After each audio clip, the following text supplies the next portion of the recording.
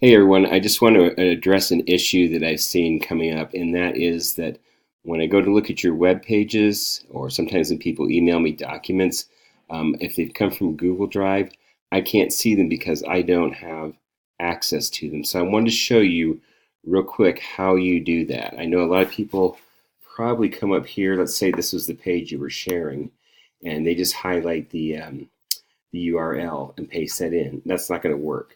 So this is what you do. Here I am in Google Drive, and this is a document I'm going to use to explain it. So you want to select that document, and then come over here in this little row of tool things. This thing that doesn't look like anything. It's a shareable link icon. So you're going to click that. Window's going to pop up. The best way to do this, I found, is to click the sharing settings. All right. And this is letting you know right here, anyone with the link can view. You don't want to give them the option to edit it in this case, just to look at it. You click copy link. I copied that link right there. Done. And let's just say we're going to put that in here. All right, and I paste that. And then I should be able to click that link and access your page.